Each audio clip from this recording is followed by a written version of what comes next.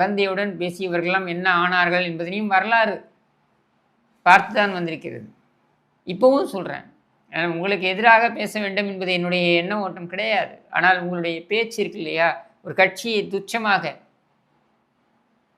பேசுவது அப்படின்றது, அதுவும் அந்த கட்சி உங்களுக்கு சார்பாக, உங்களுக்கு துணையாக, உங்களுடைய கட்சிக்காரர்களே ஓட்டம் பிடித்த பொழுது, இந்த கரூர் சம்பவம் நடந்த பொழுது உங்களுடைய கட்சியினரே ஓட்டம் பிடித்த பொழுது அந்த கட்சி தலைவர் தான் வந்து உங்களுக்காக பேசினார்.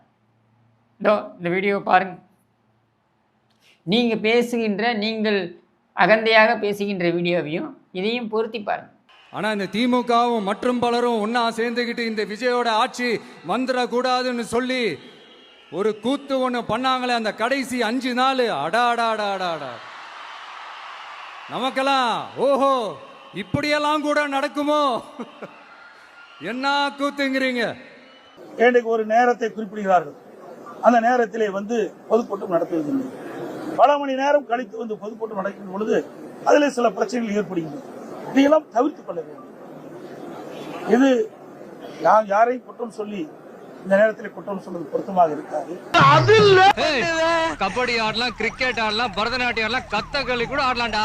ஆனா ஆணவத்துல மட்டும் ஆடவே கூடாது மச்சி.